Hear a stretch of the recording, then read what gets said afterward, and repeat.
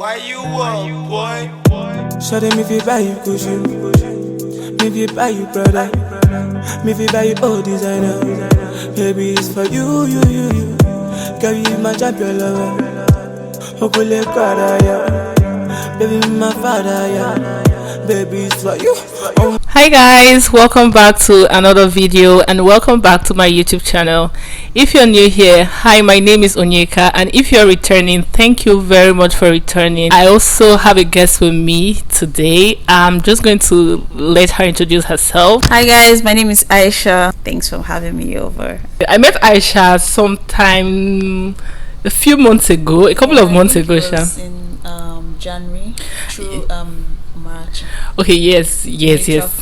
So I met Aisha through a mutual friend, and during that period she was going through like some housing issues. She was just basically looking for an apartment, so that was how we met her. A few months later, she has stories to tell because Canada has shown her she has had her own fair share. Exactly. So she has had her own fair share, good days, bad days, worst days. So I just decided to make a video so she can just come here and let you guys know that it's not so easy here. Just basically her whole story.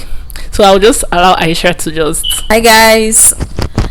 Okay, wow. So I came to Canada last year, August, and of course, as a student with big dream and high hopes, I came. I was not in London at the moment. I was at Niagara, and as at that moment, that feeling when you're already in a new country, trying to explore the new opportunities it has for you and all of that. I realized it was a whole different ball game, as at that moment, because when I came here, I was in Niagara for like a month, and before I came over to London, because the person I knew as at that moment was at Niagara. So while I was there, a lot of things happened. I think towards the end of that month, I realized that, okay, my life is about to change. I realized I was pregnant. And as a student, it was overwhelming for me because I actually did not, I didn't fathom being pregnant, here in Canada. And I was also going through like an emotional breakup. And like everything just happened at once. So when I moved over to London, that was in September last year, to start school. I just had to brace up for the worst moments and also the good moments. And I would say between that period and I would say till December, it's made me realize that things were not actually as I expected. During that period also, I also was facing a whole lot of accommodation issues. So just imagine all of that emotional rush, the heartbreak, the accommodation issue, the relocation. It was a whole lot for me to accommodate. But like I said, you just have to keep moving because that's life. You don't know how things can turn up and also be better for you. So I kept on moving with everything. I kept on moving with the flow, and living my life a day at a time. And of course, my education is sponsored, and my mom was there, although she didn't take the news at first, but with time she was able to process the whole thing. And I would say things started to fizzle out, better for me. Let me just ask you, so how did you break the news to your mom? That's first. And how did she take it when you broke the news to her that, okay, I'm pregnant and this is like the new reality? How did she take it? So at that moment, the first people I told were my sisters. I was still kind of trying to process the whole thing. Okay, I'm pregnant. I took the test the first time, and oh my god, it was positive. I just said, okay, probably it might be a mistake. Yes, I took it the next day, yeah, and it was positive. Okay, I processed it, kept on processing the thing for days, and I think I told my sister like that same week or like a week after. Okay. I told them, and they were like, oh my god, shit. My sister had to call me and was like, okay, this is not a good news. Yeah. Like, it's a good news. But, a child is always a good news, but it didn't happen the way they all expected. And she was like, okay, have you told mommy? And I was like, no, I haven't told mommy. And they're like, okay, you have to tell her. And I think I broke the news 2 weeks after. And when I told her, I was like, oh mom, I have something to tell you. And she was like, okay, what is it? Usually when we say things like that, my mom is always like, are you pregnant? Like, she just always, how that typical African mom just always says, are you pregnant? And we're like, she'll be expecting no. But this time around, I was like, yes. And she was like, it's a lie. And I said, I'm serious. And that was good night from my mom. Oh my god. Like, she literally didn't say anything, and she hung up. So I guess she also took the whole night to process the thing, and the next day she called me and was like, okay, let's talk about this. Are you serious? And all of that disappointment kept on coming out. At first she didn't take it in, but eventually she took it all in back, and she processed it and was like, okay, this is what life has for you, and you just have to move on, and rather than taking out the child, but the only challenge was that as at that moment, we as students, we have insurance, basically, and I let my insurance know that this was the situation, and they told me they could not they couldn't help out, they could not pay for any of the medical expenses. Why couldn't they do that? Why? Because they said that my date of conception happened right before I started school. So it was like I just kept on getting bad news upon bad news upon bad news. But with time and a whole lot of support from friends, and I was able to stabilize. And while I was going through all of that, I had my own fair share of job search. That was like another part that was really, really, overwhelming, because you being here, you're expected to get a job. Yes. And when you say, okay, when I get here, the next week I get it, like the next month or probably 1 week after. All that Nigeria dream that, okay, when I get a job, I'll hustle, hustle and come and make money. And my dear, it's not like that here. This is reality. If I'm being factual with you. So how was it for you? Did you okay, how many applications approximately will you say you had to put out there before you got the job? Like, just let everyone know that, or just tell them how the job search was for you. Was it easy? Was it annoying? Was it depressing? It was horrible, because if I say I didn't put in applications, to be very honest with you, 200. So I realized here, their pattern was quite different from Nigeria, in sense of their way of when you want to write your resume, the way of construction was really different. Yeah, it was different. And in Nigeria, the bigger the portfolios, the chances of getting a good job. Here it's not it. The smaller your page is, the better and faster, it is for them to go through it and all. Then I realized that, okay, I think my resume was not even intact. So I started with that. After a few, in fact, I wouldn't say a few rejections, so many.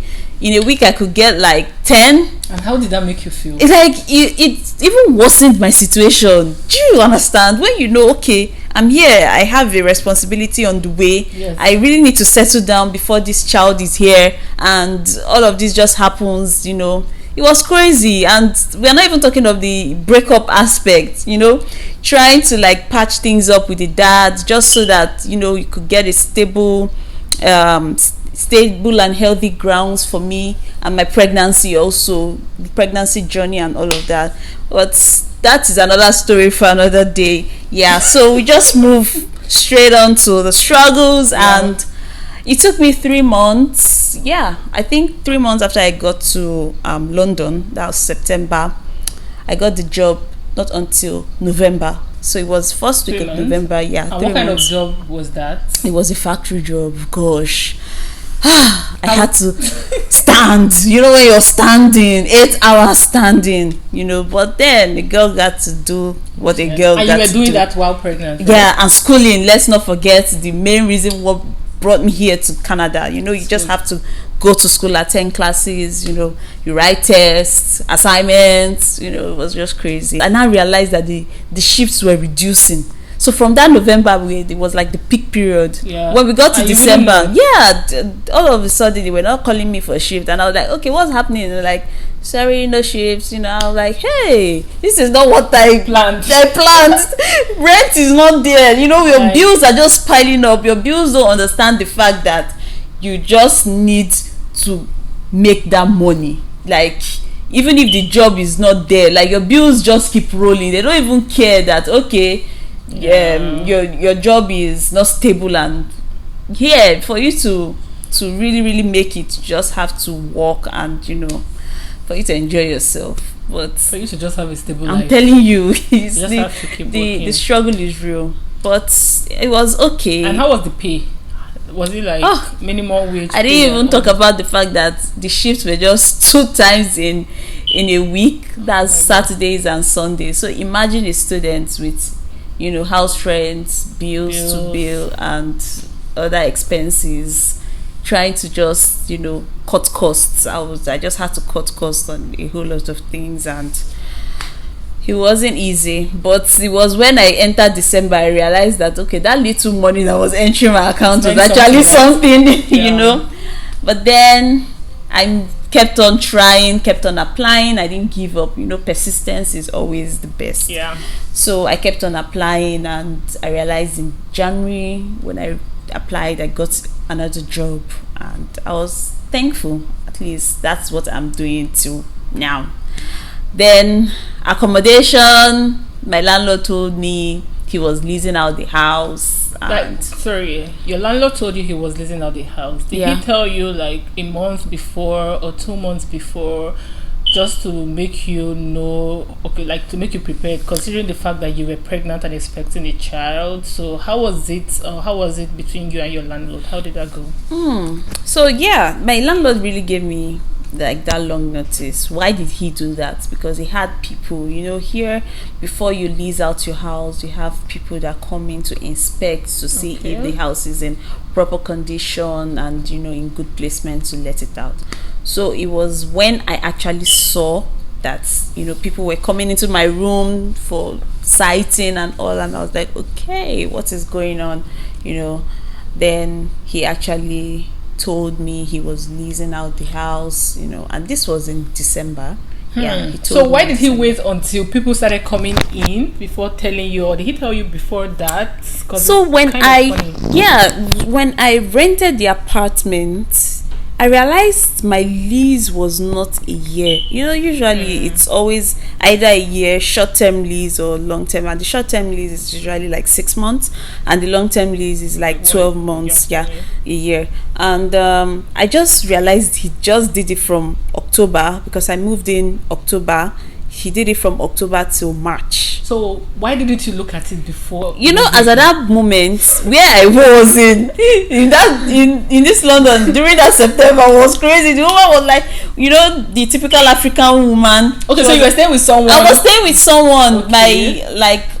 The family friend who I was with at Niagara introduced me to her longtime friend here in London. Okay. So when I was staying with the woman, I was even more under pressure than I was at Niagara. So you just needed a place. So I just needed a place ASAP, because as at that time she was grumbling, kind of, not that she was totally bad, but of course I wasn't paying anything, I wasn't giving her money for food, what she didn't plan for. And like I said earlier, the life here is different from what you actually view it to be. The expenses are just crazy, so I wouldn't blame her. She just kept on, when she comes in, she will just speak the normal Yoruba, Shorty, really? Have you seen house? How far the job? They're kind of like, okay, what time? So I needed somewhere to go. She even took me there. She checked the place out. She was kind of happy. It's like, go. And I carried myself. And when I got here, the landlord just gave me the lease. I signed the thing you get, and I moved in. And you didn't check it. So I think that's that is number one thing. To note before you move into an apartment, how to check like the duration of your lease, to know what time or how long does the lease or how long is the lease going to last for, because that's actually very, very important. So speaking of that, also she just reminded me of something. It affected my next accommodation, because while I realized I was trying to book an accommodation, the guy looked at my documents and was like, okay, my study permit is not up to a year. Then I tried explaining to him that I'd already gotten a lease somewhere else. It was like a short-term lease, and he was like, no, that if I want to be here, like I said, people deal with short-term lease and long-term lease, but the next place that I actually wanted to get, the guy told me no, that he does long-term lease, and if I'm bringing a study permit that is not up to a year, he cannot give me that house. Oh my god, that was a struggle. So that was how Onyeka and I met. So I met a friend whom I actually asked if I could stay with her for the meantime, because it was close to my workplace, but she was like, no, her husband said no and all, and that kind of a thing you can't dispute. She wouldn't want to cause any quarrel or form of trouble.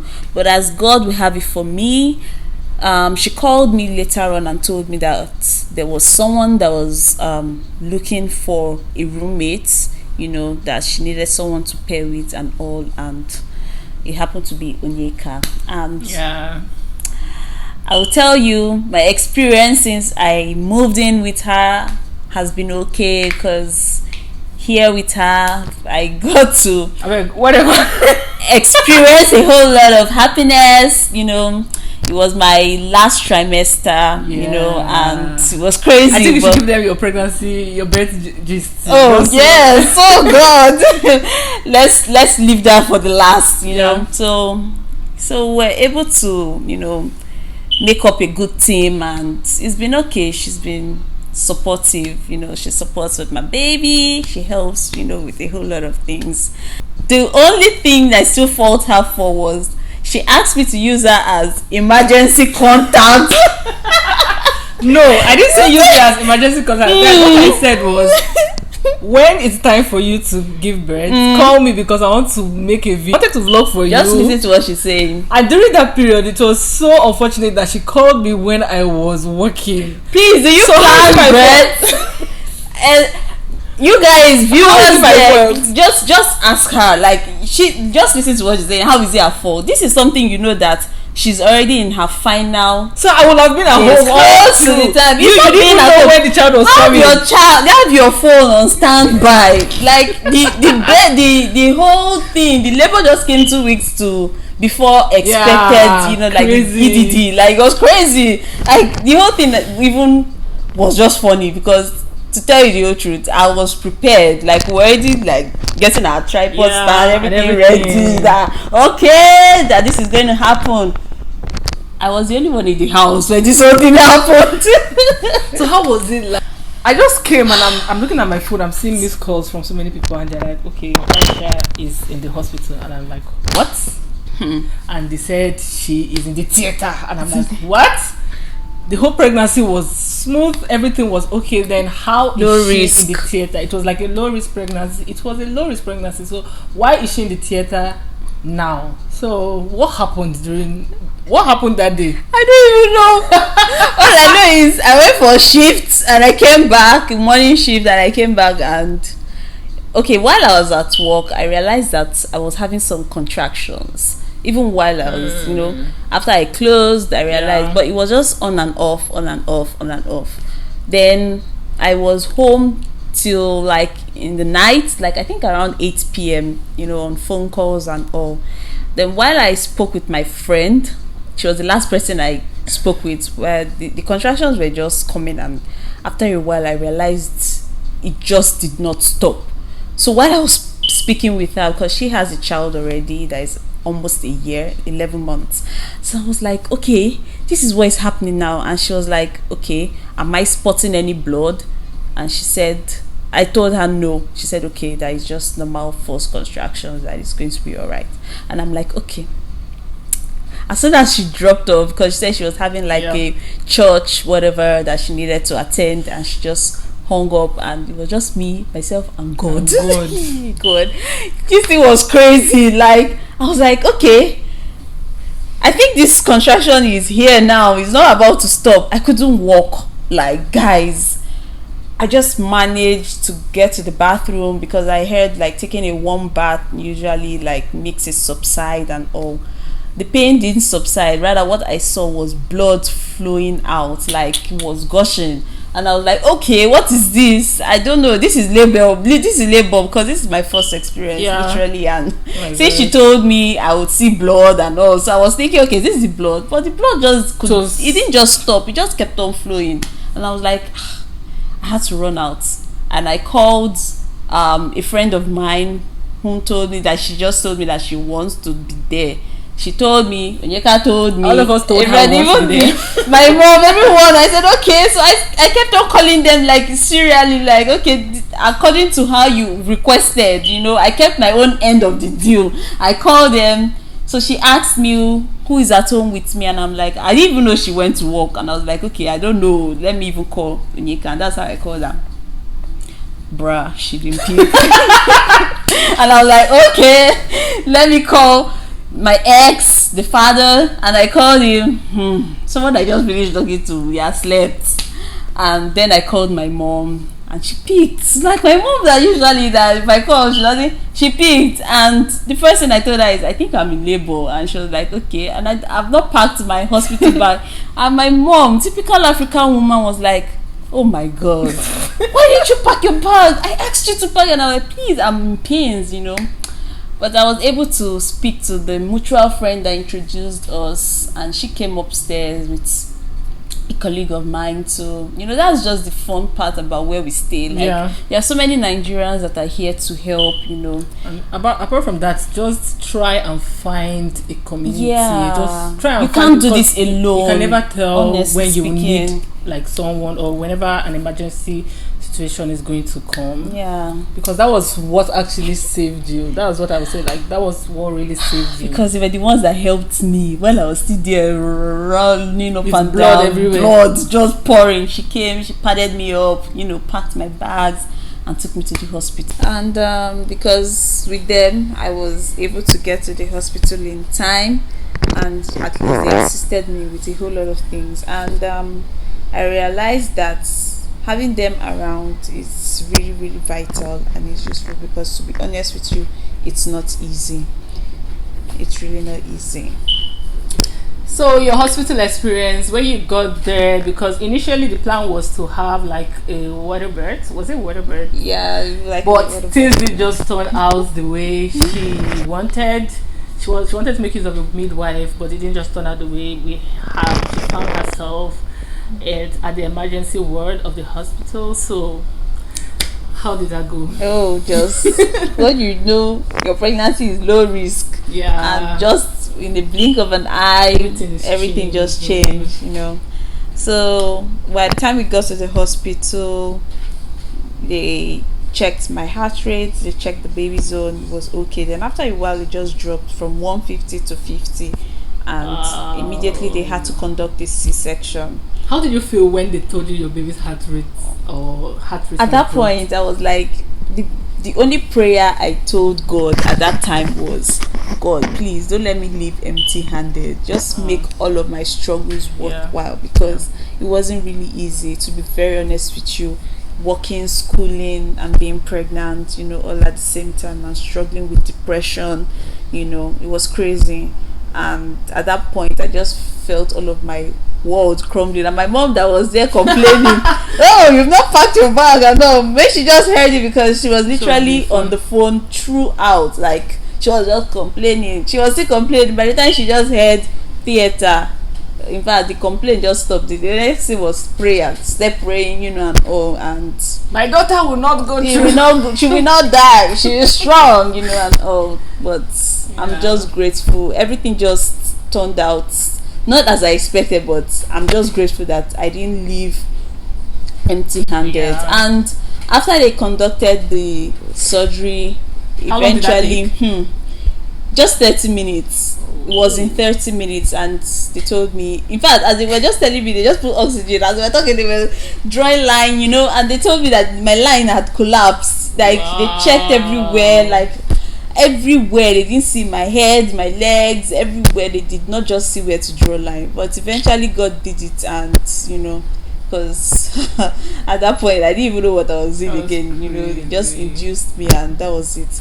And he told me that everyone was fine after the surgery. I was okay. The baby was doing well, although it took the baby some time before they could resuscitate him. And it took him some time before they resuscitated him. Meaning he was almost gone, because as at that time, and how did that make you feel? The complication I had was actually an abruption. So meaning they told me that my placenta fell off the uterus wall.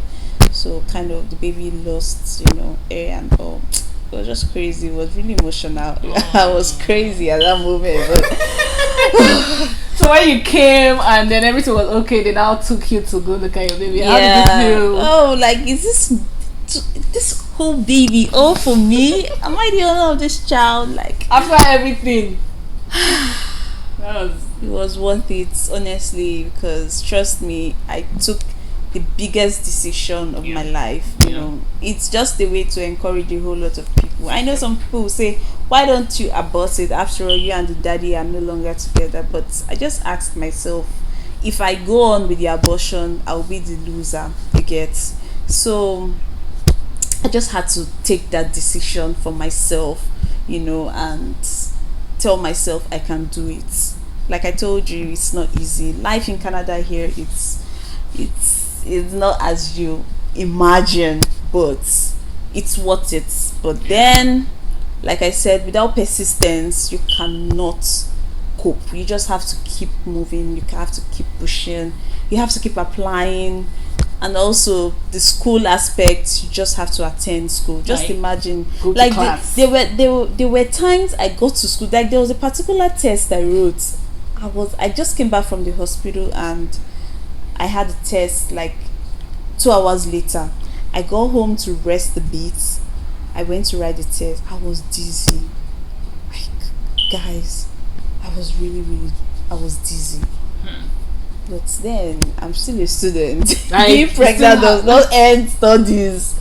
Even if I tried explaining to the professor, it was like, no, you don't. That shouldn't be a basis for you to complain. Blah blah blah. Well, I think that was being a bit harsh. Oh, what about the parts? What about the parts where after I had my child, on Monday I had to go write an exam, 3 hours. Even when I sent an email to all of my professors, and they were like, okay, you can write the exam from home and all online, and this particular professor said no. He was so adamant. It was like, you have to come, although it was online, but he was like, no, that he just wanted everyone, there and then. I sat down, just imagine me with drip, all of it. The doctors were like, must you go? And I was like, yes, I have to go. This is like my life. So they issued me a temporary discharge letter, and I had to go to school with her, although the professor wasn't even around, but someone that stood in for him. So I was ready to show it to him, and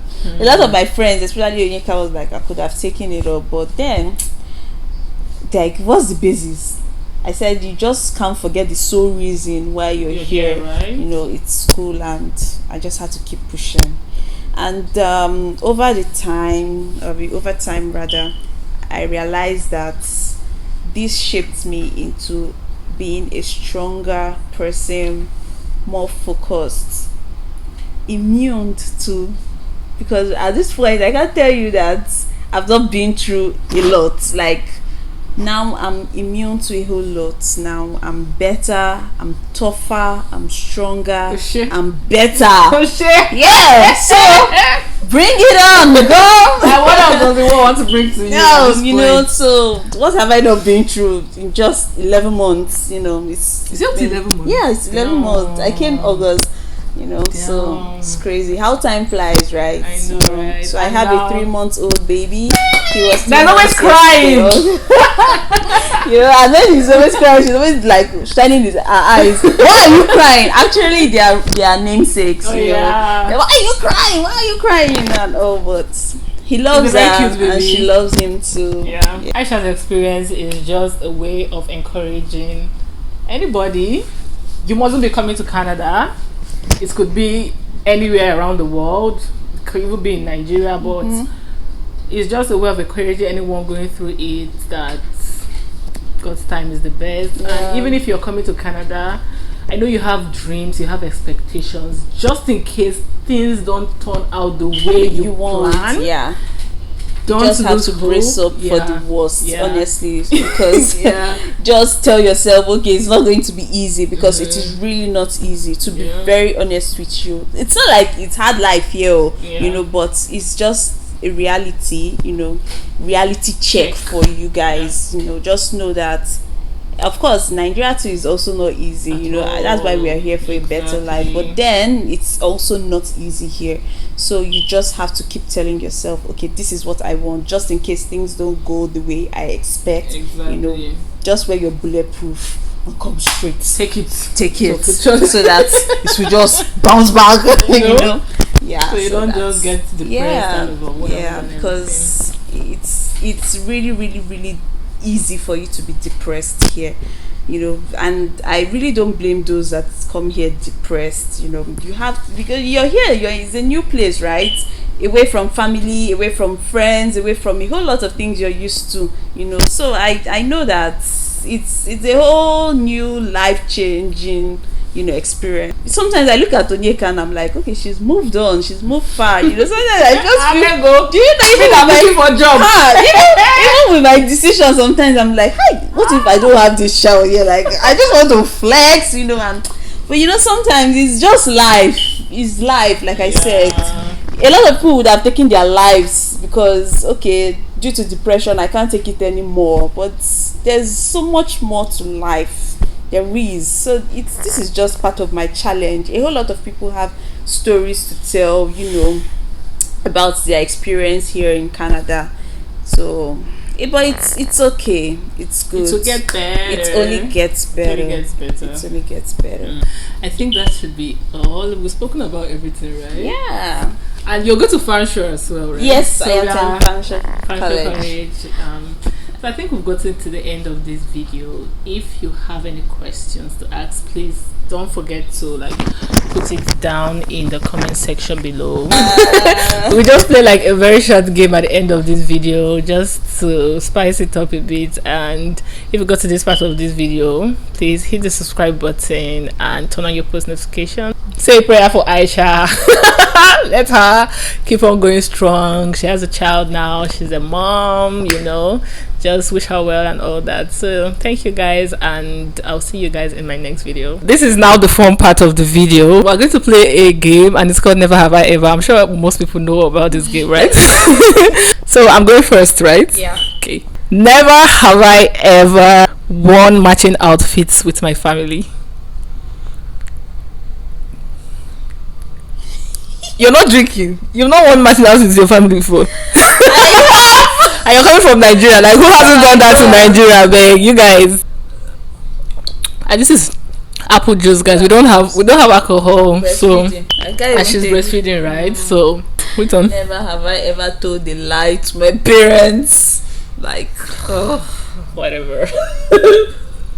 Never have I ever cheated on a test. I'm sorry, guys, but we just have to pass. Never have I ever fallen asleep in class. Yeah, why not? Why are you drinking it 2 times? I had to double drink to that. Never have I ever blamed someone else for something I did. Definitely. Maybe when I was small, growing up, I think I did that. So much. Never have I ever cried doing a movie. Maybe Titanic. I did Titanic. And what else? Oh my god, Titanic. And We Are Family. That Indian movie. Oh my god. We Are there was this time Indian movies were just making us emotional. We Are Family, Three Idiots.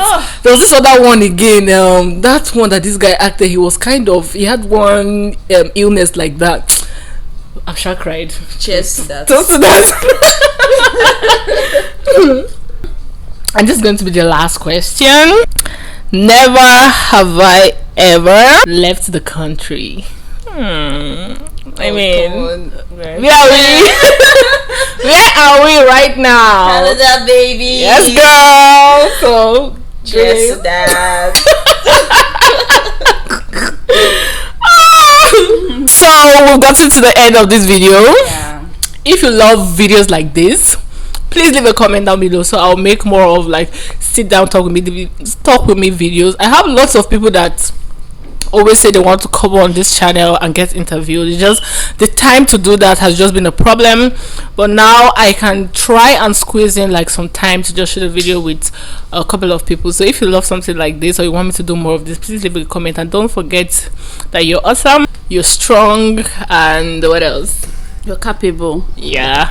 Bye guys.